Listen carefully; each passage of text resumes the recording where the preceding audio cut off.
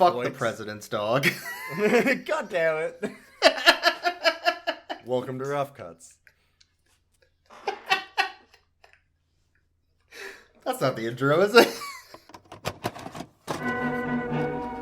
Dogs, they're coming. They're coming your way. They'll be here soon. What if you were all alone in this world? He seems too quiet. Not much of a personality. And then one night, something special, something really special came into your life. Teddy, I wonder who you belong to. But then you found out the most special thing in your life could never be yours. Because it belonged to someone else. Someone important. Someone very important. The White House. How may I direct your call? But what if no one believed you? The President. Of the United States, yes, ma'am. You'd be very important if you had the president's dog, wouldn't you? That's the president's dog? I don't know what makes you think he belongs to the president.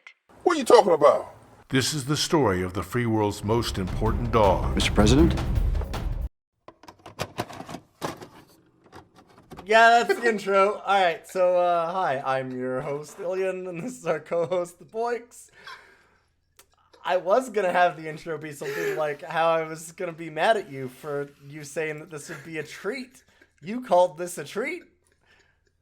Why was this a treat? It had to be. It's a Bryan Michael Stoller film. It was not a treat. It wasn't a... This man, as I found out, he Benjamin Buttoned his career. I was making the joke of that, but yeah, it's almost... It is that he did do that, but also he didn't. And what I mean by that is his movies... Hi, this is Rough Cuts. We do... Bad dog movies. Alright, sorry, I said that I was the host, but I didn't say that. Alright, we're doing bad dog movies. Shut up, we're good. Let's get in. But, you're Ilion, I'm Boyks. Yeah, welcome. We said that. We're good. Yep, welcome. Yeah. Hi. Bryan Michael Stoller did Santa Stole Our Dog in 2017, which is another episode that we did. One of the wildest movies we've ever seen. Still up there. Then he also did The Amazing Wizard of Paws, which was fantastic. Yes. One of our multiple pervert warlock wizards, like as we talked about when we were picking this one, drowned a child in a pool. And then there's this movie where nothing happens. And it's basically nothing. Yeah. He both was a better director when he was younger, and also a much less interesting director when he was younger, because his movies get wilder as they go along, and like you said, I think that it was that he gave less of a shit, because he just starts slapping up like GIFs of animals and stuff, like, I don't know, put up like a PNG of that and like make it move around a little. Yeah, who gives a shit? We got a film to release. Like he has an animated CG dancing elf just among people in Santa Stole Our Dog. Very few fetishes in this movie, which is yes. Not Bryan Michael Stoller. Not from what we know. No, this is the Bryan Michael Stoller I know. This is a Bryan Michael disappointment. This is a suppressed Stoller. Mm-hmm. Before he came out and decided, fuck it, I'm just gonna be me. This is before they realized what an auteur he was and gave him full editorial control. This is a restrained man. He's shackled by the industry at this point. He hasn't broken free. I blame Dolly Parton and Willie Nelson for this. They bear some blame. There is some blame to go to Dolly Parton and Willie Nelson for this. They sure are in the soundtrack. Dolly Parton wrote 3 songs for this movie. New ones. Wait, did she? Fresh. Wait, she wrote new songs for this movie? New songs. For this movie? For this movie. And then Willie Nelson's wife sang a bunch of them. I forget. Diane Nelson, I think? I think it was Paula something. Nelson. Paula? Is it Paula? Okay. Yeah. Wait. Point is... What? music. New music for this. But for this movie? Yes. How did he do that though? Oh my god, the budget was $6 million estimated. Yup. That's an estimation though. I can't believe that. I think this movie was a write-off. Unless I think only this got was $5 million. No, they had $6 million and they lost most of it in Vegas. Sure. Yeah. Okay. That would make more sense, right? Yeah. And they're like, "Fuck, we have to finish the film." Geez.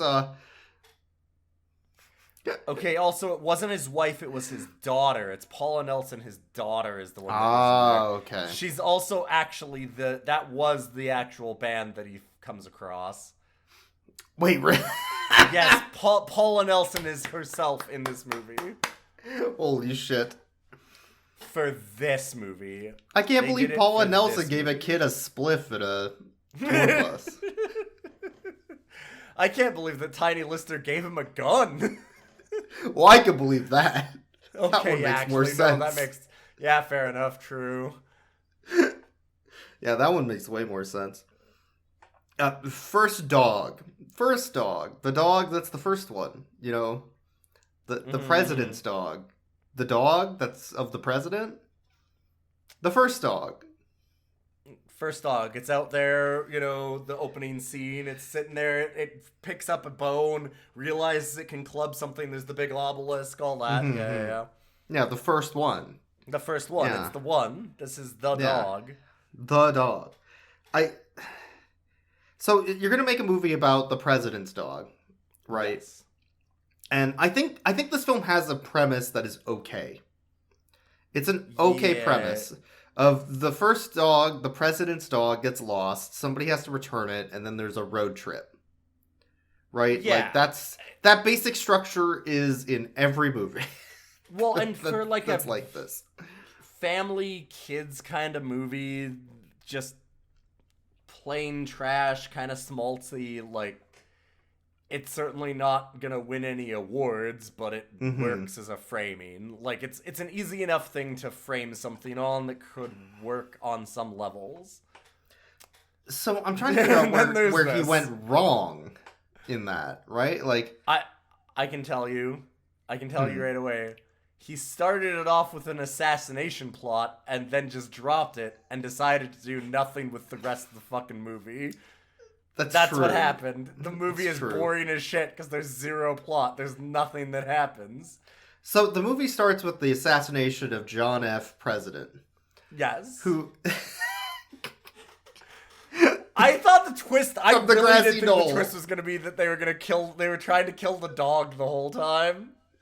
I thought the end of the movie they were going to assassinate the president after everything happened. So that would have been the best ending. It would have been ever. Real good. Yeah, if they had just we talked about that when he's giving the final press conference. I'm like, they just suddenly like bring the assassin back, show a little like red dot on his head. Yeah. And then that's the end of the film. Blood splatter and then just credits. Yeah. That would have been hear perfect. Some muted screams. Yeah. Like that's all it needed. And this movie would have been redeemed. It would have been perfect. But instead, he was a coward and did nothing. Not joking. The movie starts with the president, an assassination attempt on him. Correct. At a high school. Yeah. Because he was there to do... they named the school after him. A presidency thing? Yeah. He comes out, he gives a like literal 20-second speech and then loads back into his car and leaves. It's crazy. Well, after he gets shot at, yeah.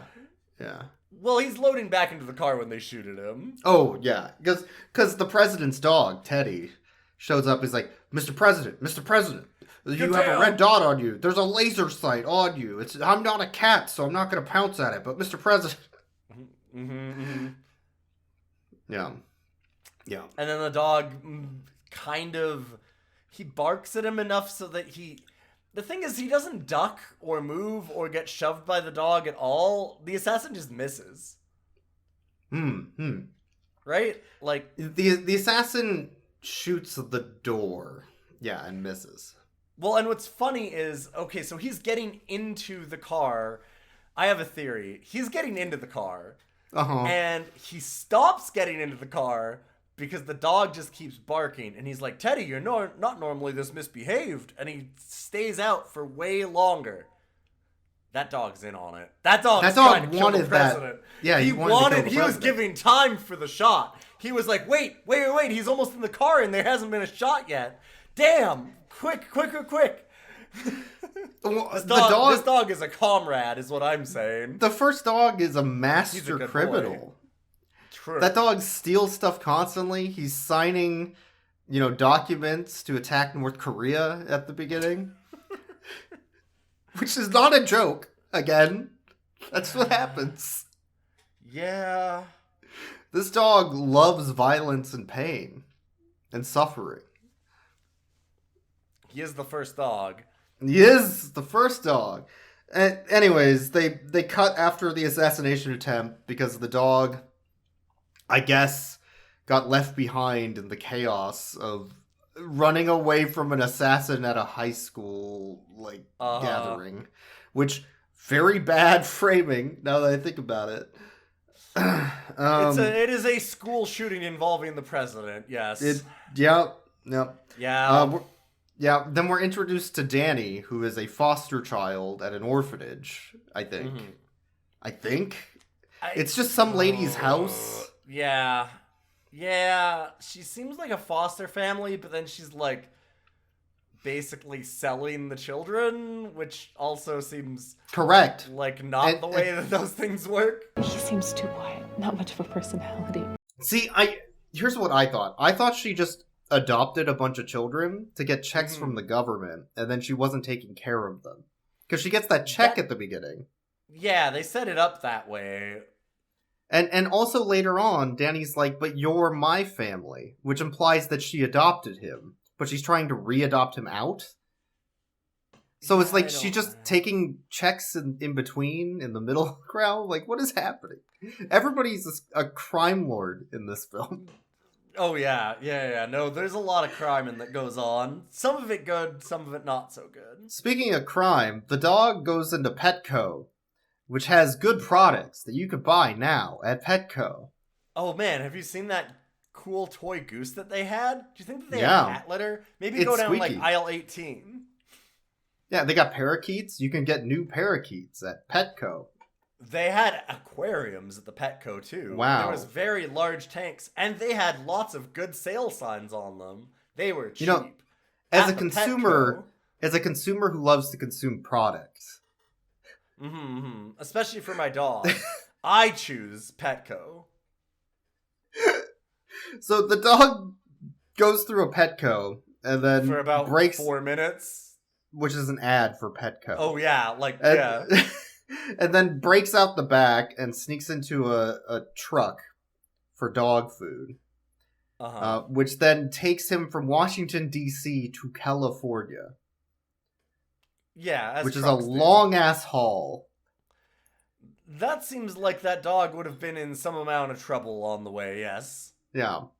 And then the dog breaks free from the truck in California and meets our kid, Danny, by stealing stuff, I think. I don't remember how. But anyways, he meets Danny, and Danny takes him home. Each other. And then they do the wacky kids movie, dog movie thing where the kid has to hide the dog.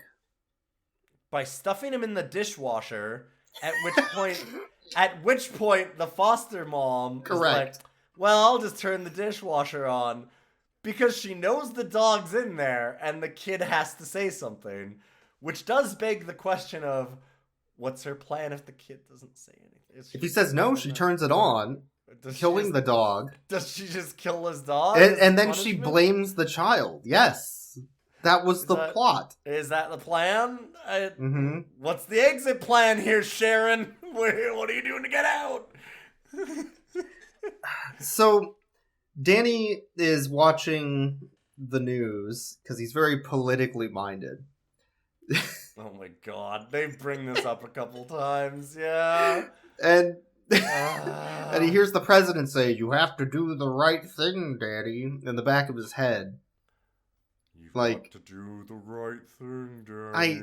I don't know, bring me back my dog.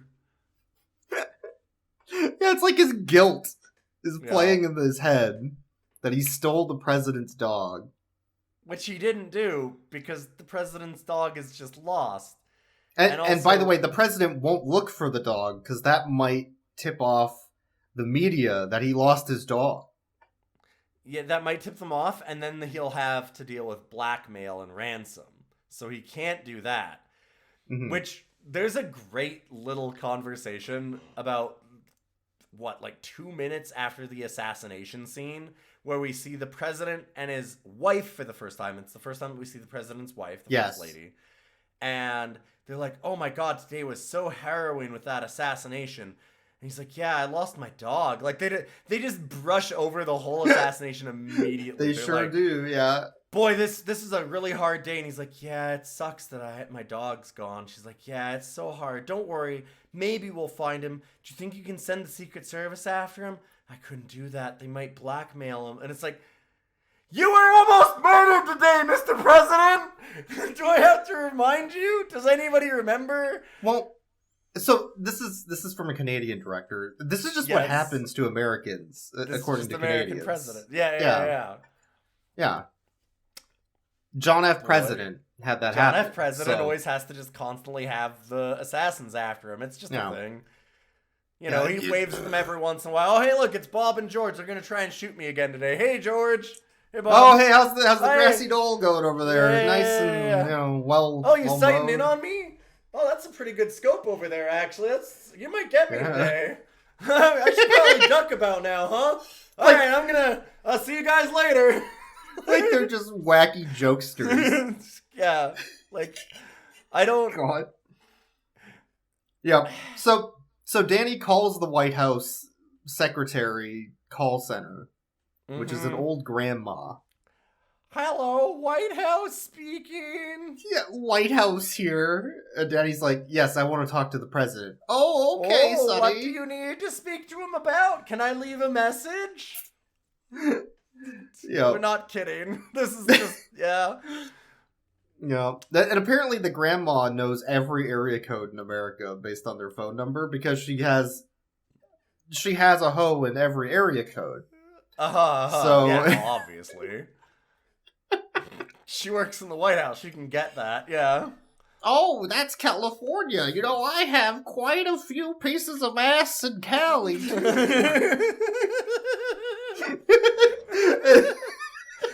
All right, stay still there, Timmy. We've got somebody on the way. Meanwhile, on our screen, you just see a predator drone. Just where are you located? Just stay on the line. Take the shot. So she hangs up on him because the kid calling to talk to the president is obviously the dumbest thing.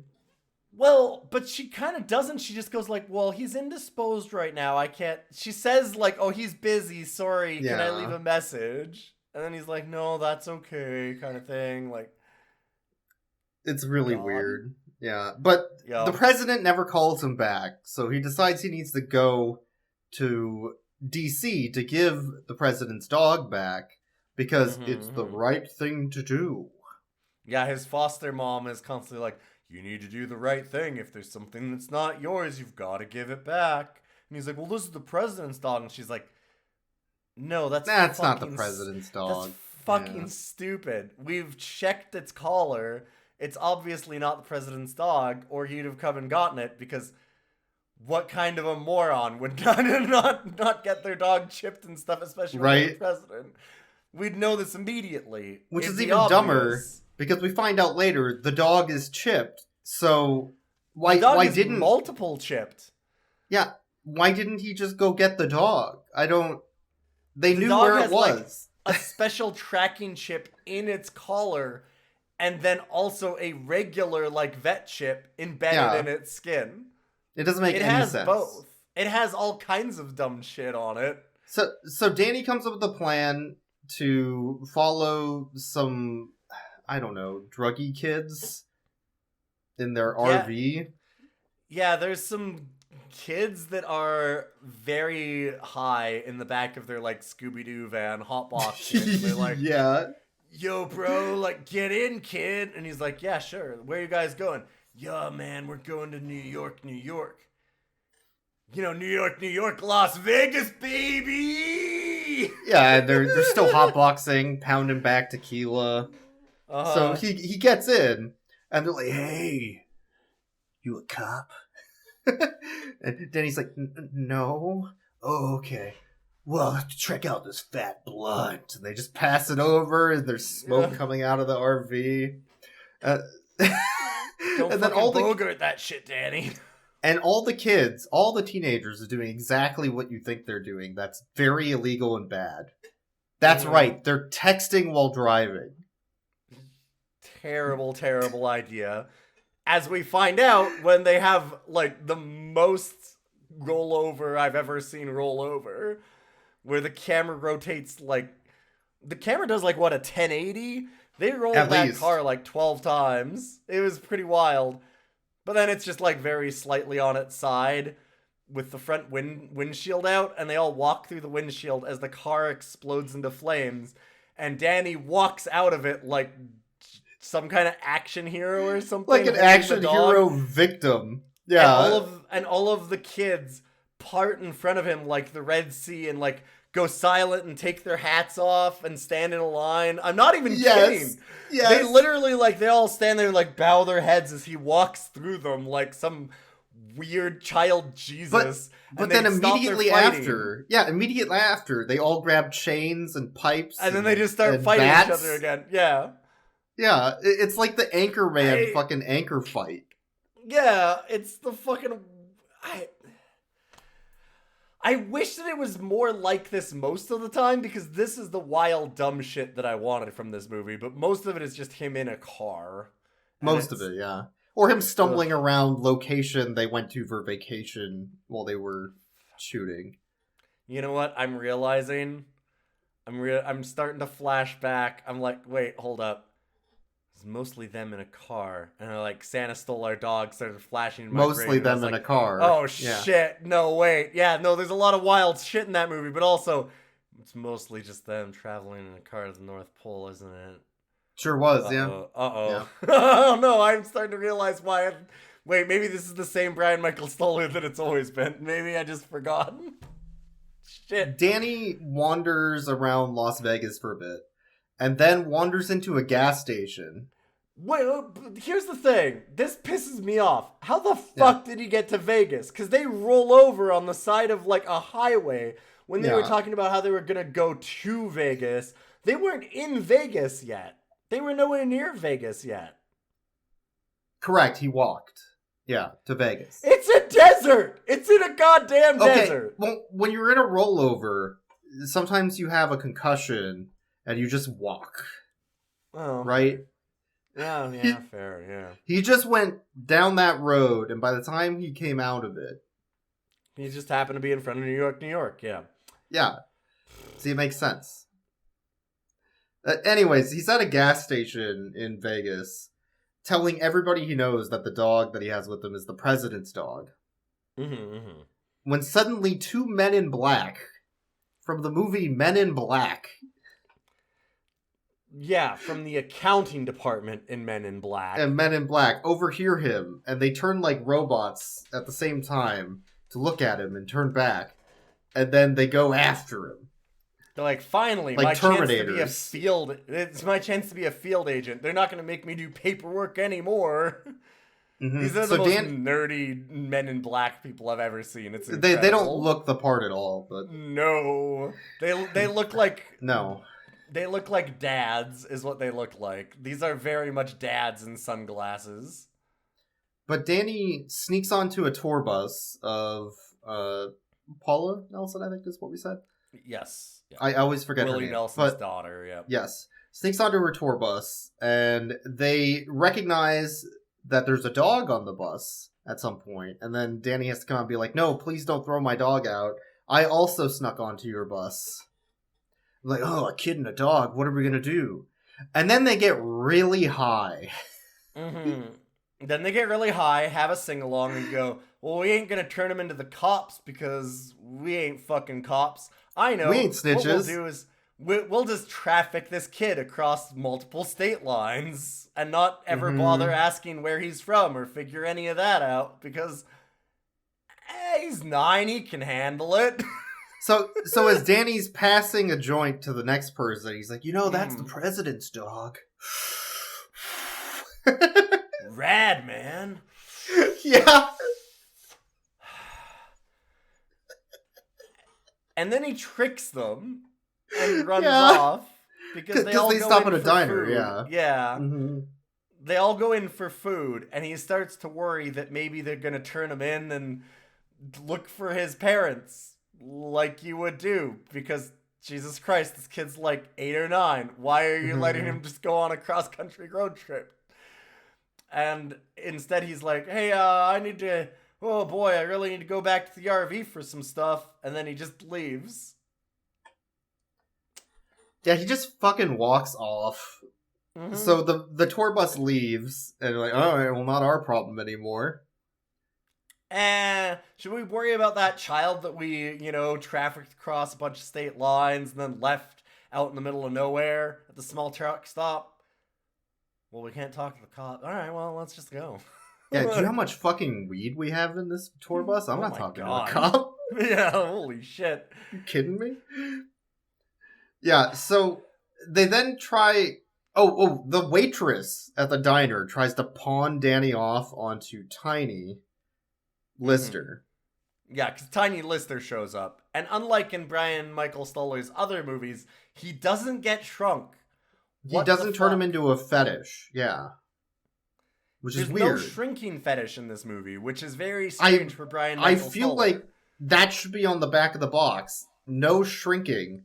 Do not watch. Now with 100% less shrinking this will not get you off. This is not his regular stuff, sorry. I know that normally it's behind the beaded curtain, but that's why this one isn't.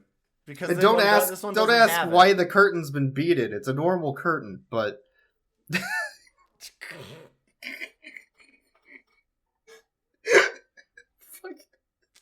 Anyway... This really didn't do it for me. I need to send a complaint to Bryan. Like, can you remake this movie? You gotta have a clear delineation between your fetish and non-fetish shit, my dude. Yeah. This is some false advertising.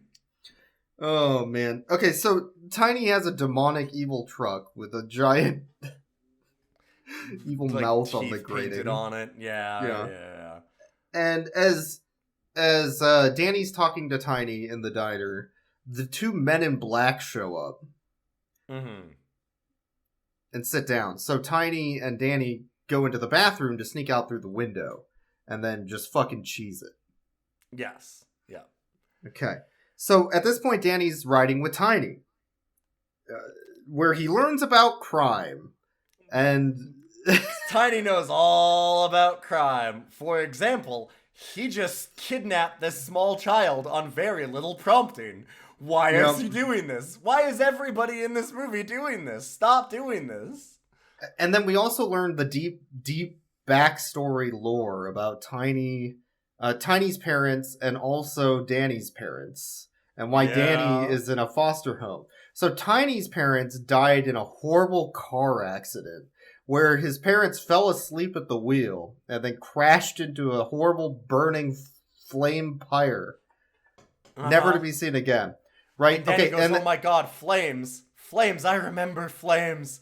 And then goes into a PTSD Vietnam flashback. Yes. Yes, of if he had only been more accepting of his mother, then she wouldn't have died. It's all his fault, you see. Because if only he cared more about smoking. If only he took a swig of that sweet, sweet cigarette. Yeah, and he's learned that now, which is why he's willing to smoke up with everybody else in this movie. Because she dropped a cigarette and burned down the house. And he's mad because he didn't open his door and let the cigarette smoke in because he hated it. And it was very unfair of him to hate the cigarette smoke and leave his door shut. That's because if he had only opened his door to cigarettes, his literal and metaphorical heart, his door. If only Danny had seen Joe Camel be Joe Cool, this never would have happened. But they removed Joe Camel from the packaging. And now he doesn't know how cool cigarettes are, and that's why his mom died. Yes. True tragedy. Poor bastard. So anyways, Tiny Lister is telling this story as he starts nodding off on the road, and he goes, "Well, Danny, I guess you better get to sleep. It's pretty late. I know I'm really, really tired." And he goes, "Oh, we're going to pull over?" And he goes, "Nah, I only need about an hour or two of sleep. I got a lot of that trucker sugar in me, if you know what I'm saying." Remember how my parents died falling asleep at the wheel? Anyway. Fuck Christ. He just keeps going. He's just like, "Yeah, no, I don't know. I can only last on like an hour or two. I'm good." It's so weird. And then Tiny drives up to a way station where he's being asked about his load that he's carrying with him. And no, not that way. No, there's no fetishes in this movie. You type that out. You cut that out. Okay, so anyways, Tiny Lister has an explosive load is the problem, as we find out later. Basically, yeah, because he's hauling illegal fireworks legally. Yeah, yeah, illegal fireworks that he's hauling legally, right? Yeah, God, correct. I forgot that's the plot. But he doesn't want to be seen with a runaway child in his truck, so he tells Danny to fucking he doesn't want to be caught trafficking this child across state lines. Yeah. Can't imagine why. So he tells Danny to book it. Danny books it, and then the men in black come after him again. And as he's running away, he decides to run into the middle of the road on the highway. And a car is coming, and the car sees him and does the most logical thing possible and swerves towards him. Directly into him, yes. Yeah, as hard as they possibly could.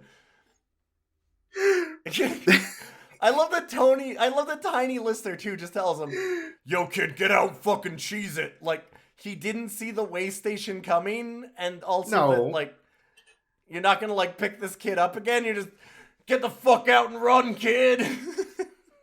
Just go. So the couple that intentionally tries to run him and his dog over decides to take him with them, and they are criminals who rob gas stations. All the other people in this movie, yes. Which are bad criminals, not good criminals. Yeah. I mean, they're robbing other poor people. Tiny Lister is just blowing up cops. I mean, we'll just... eventually. He's real excited about it, too. That's the best part. He loves it. He's so into it. Yep. You can tell that's not his first rodeo. Tiny Lister's done this before. So Danny tells the criminals that the dog is the president's dog, and they recognize that it is the president's dog because they saw it on TV. And then he's like, "Wait, you actually think this is the president's dog? Danny, you've been telling fucking everyone."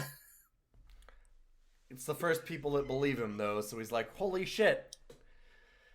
And there's a very cool criminal in the woman, and then there's a very bad criminal in the guy, supposedly.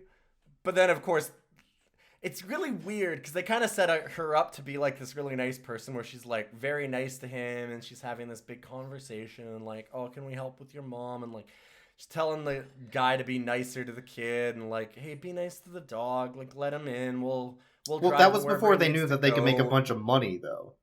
Yeah, and then she's like, "Wait, is that dog worth money? All right, shoot the kid, throw him out, throw him out the door." And I'm going to rob this bank in the meantime. See you later. Threw a huge right turn. So they send Danny out for cigarettes. Yeah, they do the reverse.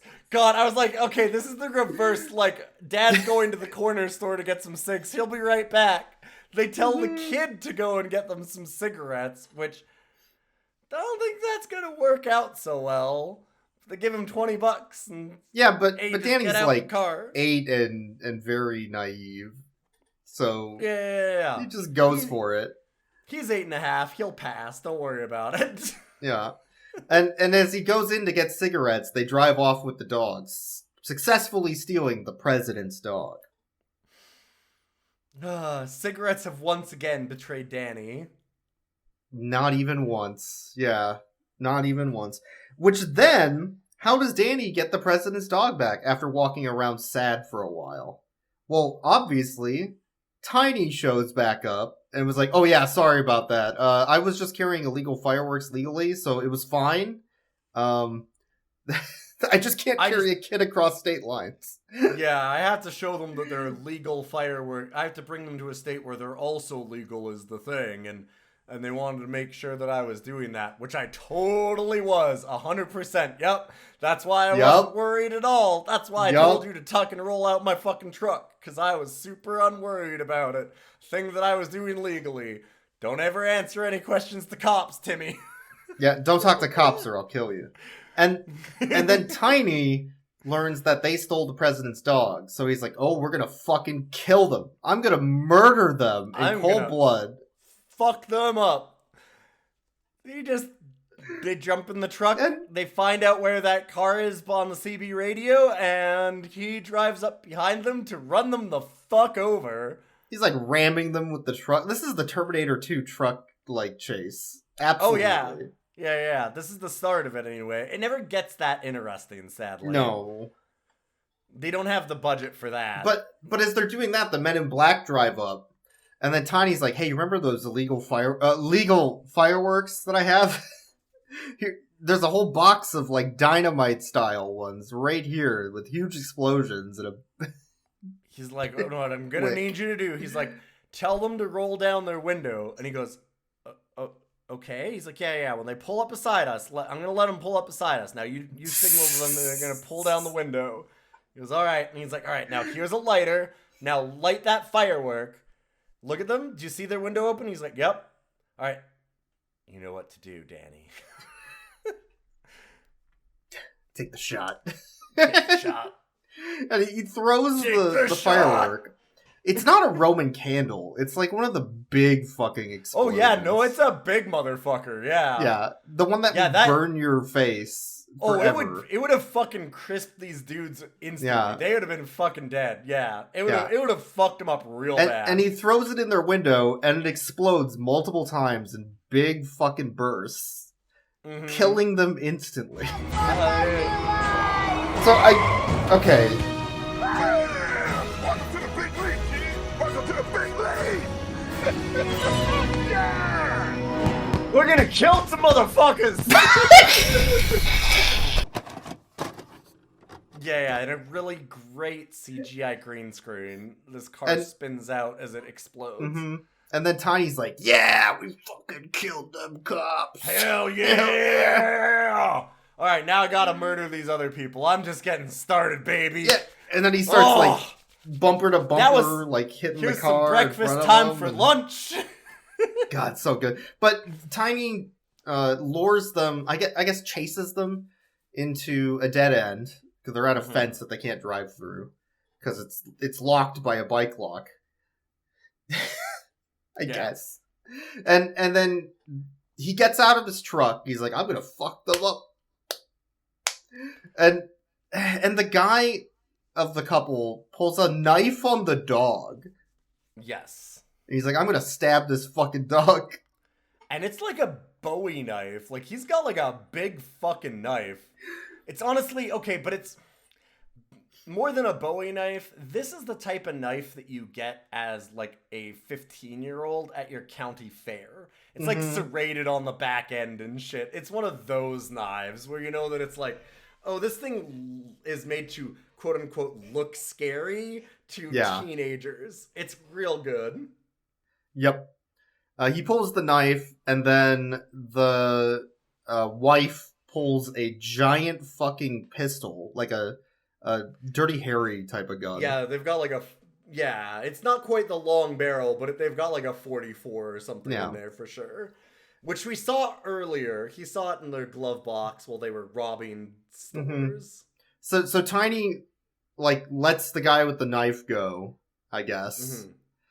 And then he punches Tiny. And Tiny's like, oh, you shouldn't have fucking done that. Shouldn't have fucking done that. He turns into, like, the Hulk for a minute. Yeah. So now he just walks up to the woman and he's like, huh? You gonna fucking shoot me?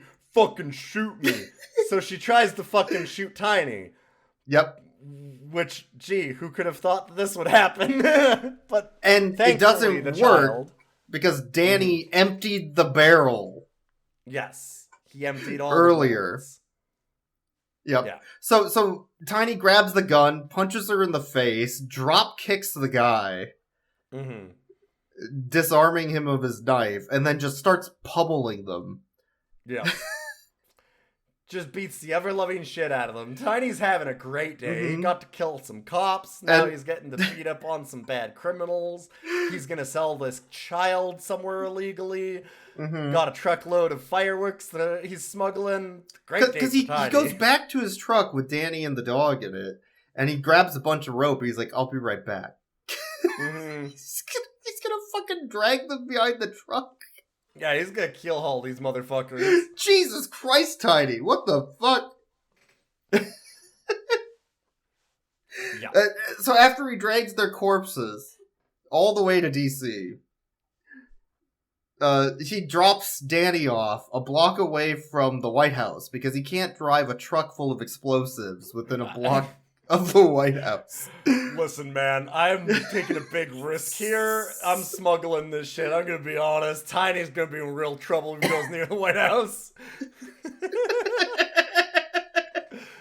I know I said it was legal, but I'm kind of a liar. So Danny and the dog get out and start wandering around all the monuments because they took a vacation to DC and had to shoot something. Yeah, this is the part that we're kind of glossing over in talking about the major plot points. A lot of this movie is him and, honestly, the dog. It doesn't feature that prominently. It's mostly the kid wandering from place to place across America as there's, like, long, slow, lingering shots of him looking at a local statue or seeing a diner or... like eating a burger on the side of the road very slowly. It's just boring shit. And you're like, okay, great. This is... yeah, that's what a road trip is like. Sure feels like a road trip. As Danny is walking around, I guess Teddy steals a hot dog, and then the hot dog guy calls the cops. Yes. Because the hot dog guy is white. And...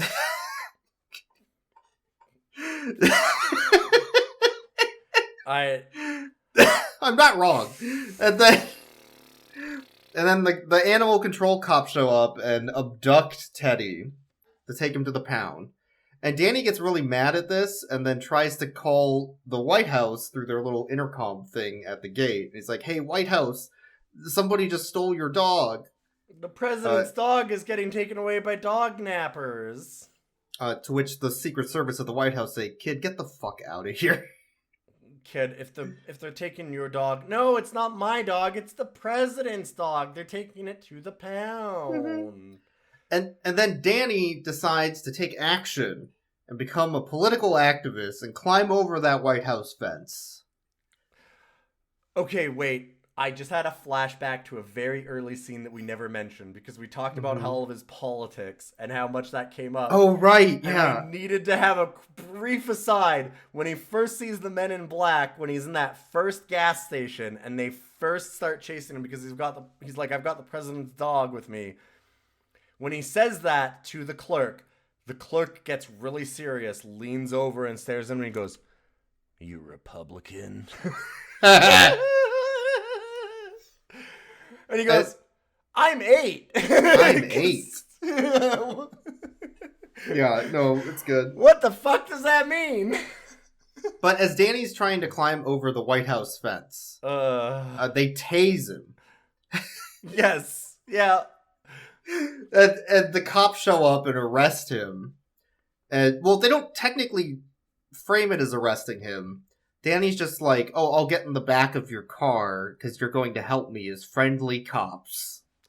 Yeah, and the cops immediately go, "Oh, hey, by the way, what's your name? Have you had any illegal fireworks anywhere near you anytime soon? And then he's like, we're just trying to help. And it's like, no, Danny, it's a trap, don't answer. We're just trying to help. And then the cops go, oh, resisting arrest, huh? And then they throw him to the ground and start choking him. Yeah. Also, 5 seconds later, they do in fact throw him inside of juvie, and he's sitting in a food line. Literally arrest him. What are you in for? Is the next line right after he tells them his name.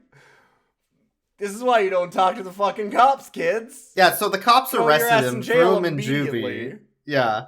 And they threw him in the hard criminal division with the armed robbers. I love this. Was actually an amazing joke. This is really good. It's so dumb and so bad, and certainly not something you need in a family movie, but it was hilarious.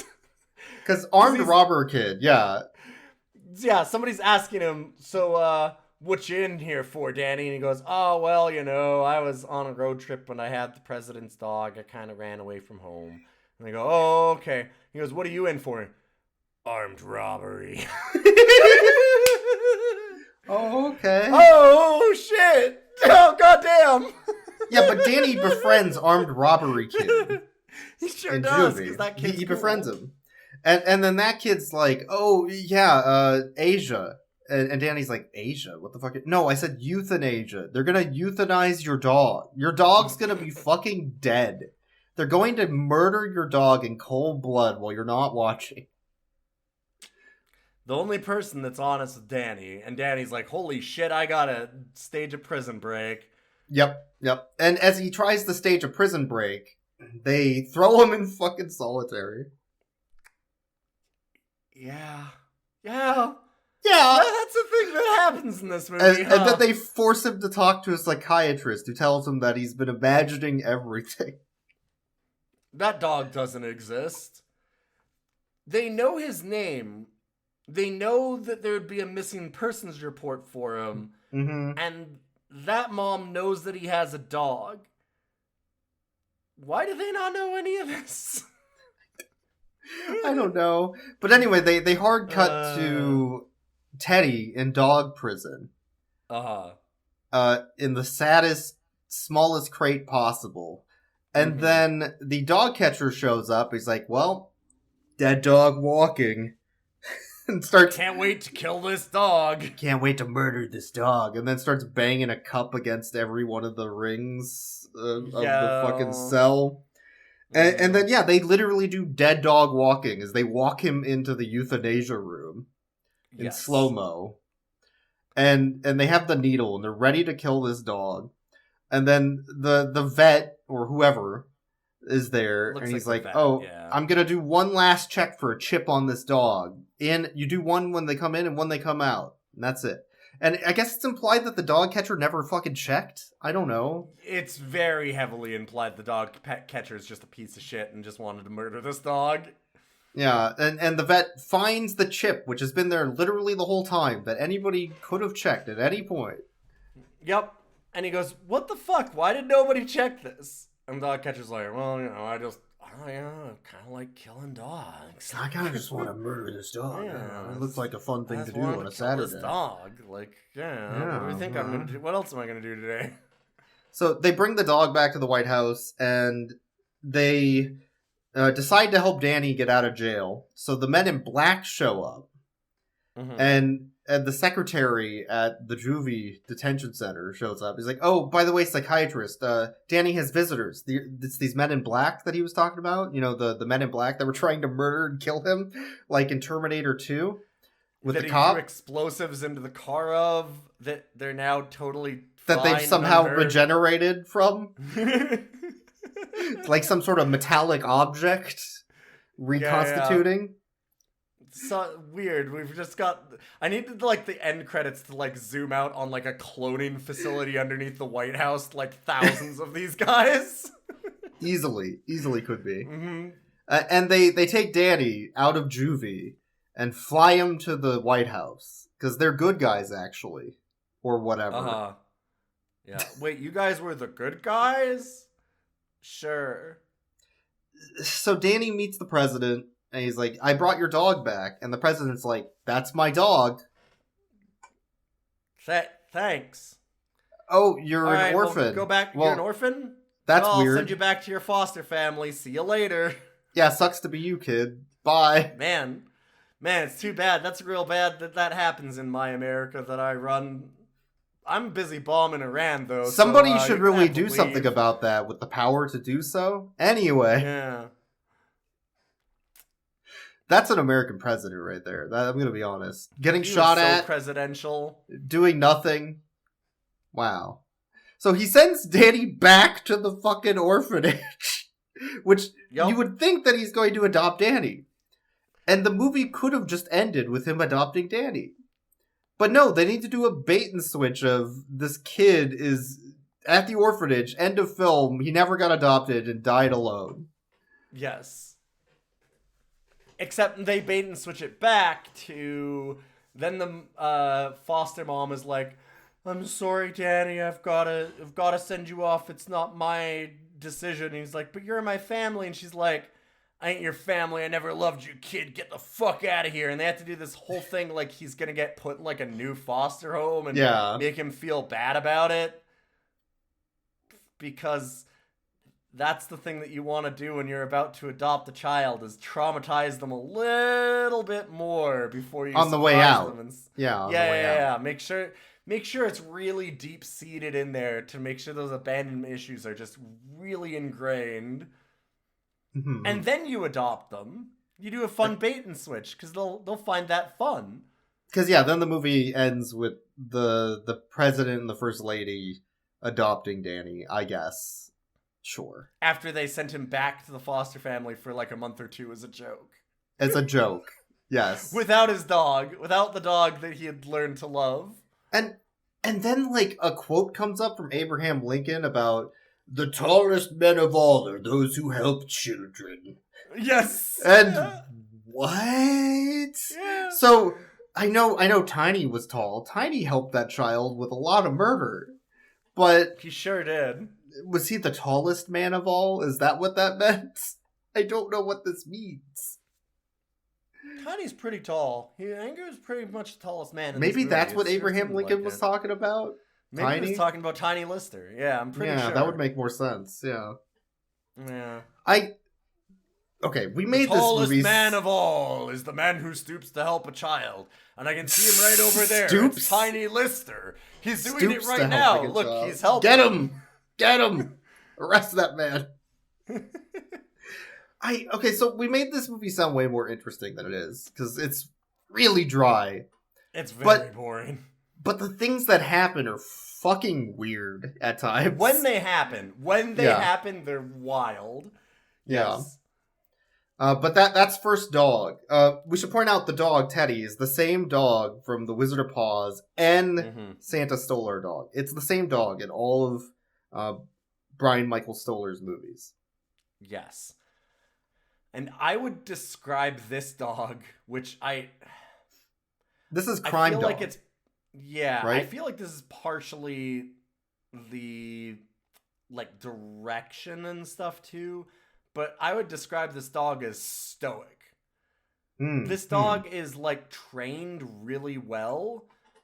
But the problem with that is that means this dog is quiet and unassuming. It's kind of just sitting in the back. Like, you can tell every single scene that this dog is in across these movies, there's a trainer off screen that has told it to sit and stay. So it doesn't move or do anything in any of the scenes. It is not a stunt dog.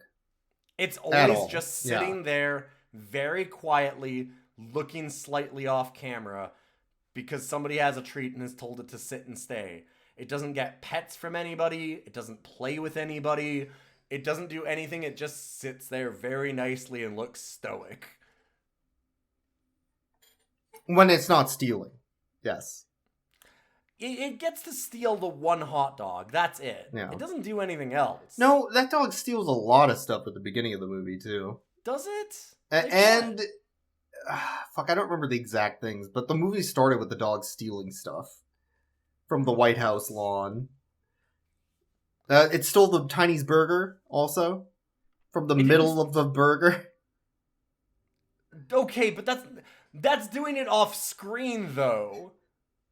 That's just the dogs. That's them just having Tiny with a bun, and then you go, "Dang, where's my burger at? Yo, where's my burger? Where's the burger?" And then the dog's sitting there on the floor, and there's a burger next to it. That's not the dog stealing. To which Tiny's then like, "But that was my 4th burger this afternoon." Yes. God damn it. Tiny was gonna have 4th lunch. Yeah. Tiny is definitely like a hobbit with meals. Yeah, absolutely. Yeah. Well, he's got to do it so that he can maintain his energy levels while he's sleeping for 2 hours. The biggest problem with a movie dog like this is that the dog needs to be interesting, and this dog is not at all. No. This is a very run-of-the-mill, random pet that they're just taking video footage of. And I mean, I think, like I said, I think this dog is really well behaved and trained in the way that it can sit and stay. Well, a lot of actors do a lot of shit around it, which is maybe not average, but it's not interesting. It was missing some CGI tiny elves with big bazongas. With massive bazongas. That would have helped the performance of the dog be more interesting. We needed Tiny Lister to be able to go for just like 1 second down at a weird CGI elf. And then we'd have had that it would have worked. Michael Stoller that it would have worked. Yeah, I think unfortunately Teddy in this movie. This is probably that dog's worst performance. I'm gonna be honest. It's only a 10 out of 10. I can't really give it higher. I can't. No. Yeah. Unfortunate. This dog is very average. A very 10 out of 10 dog. It was the first dog, so I'm sure. Later on, when there were more dogs. Once we get into like Dog 2.0 or like when they get out of like the first release or something, a couple of patches later, the alpha release is never good. No, you don't want to be an early adopter. The president certainly didn't want to. The president didn't want to fuck around with that kid. Fuck. You know, you gotta take your kid for a couple of test spins to make sure you want it. Nuts, rough cuts. Hey. Yeah. Let's. All right. It's 140 episodes or so. I think I know our social media by now. Maybe. 130 something. Yeah. We've got Twitter, and it's Rough Cuts Cast. You can email us roughcutscast@gmail.com, and of course you can always help support us on our Patreon or check us out on Co-Host also, or Rough Cuts. So you can see us a bunch of places there. Love seeing suggested movies, or we've gotten a few pieces of fan art. Anything you want to send us, some questions, anything like that about where we find these things or how we pay for them. Generally with like $2 American for this one. Hooray. I wasn't paying no $6 per movie. We weren't paying $6 for what was that? The rough. This is rough. Life is rough. Life is rough. Yeah. Man, Disney wants that Disney money. No. Man, fuck that. Anyways, thanks for listening or whatever. We'll see you next time. First dog.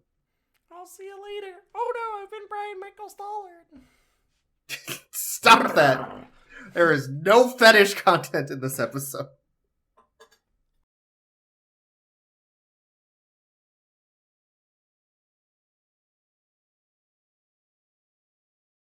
Oh boy, that's kind of amazing how out of time that is now. Like, yeah. No, it's got Michael Cera in it. It's like, what year is it? Oh man. Well, he really fucking fell off. Holy shit. It was like Zombieland, and then what's it, Zombieland? Or am I thinking someone else? I think that was right. No, that's not him. Was it Superbad? Scott Pilgrim. That's what it was. It's not him. Yeah, it was Scott Pilgrim. Okay. Sorry, I'm just realizing that it's Look, they're all just awkward white dudes. No. I don't know. No, I was gonna say, it's literally the guy. It's the guy from now I can't remember his name. He's the way more accomplished one now. He's the one that like stole Michael Cera's face. He must have. Jesse Eisenberg? Jesse, Eisenberg, yes, okay. yeah, the guy that's in like Social Network and like. Is that not Michael Cera? It's not Michael Cera, man. Are you sure? Oh God. Well, Michael Cera is in Barbie, so I'm sure it'll go great.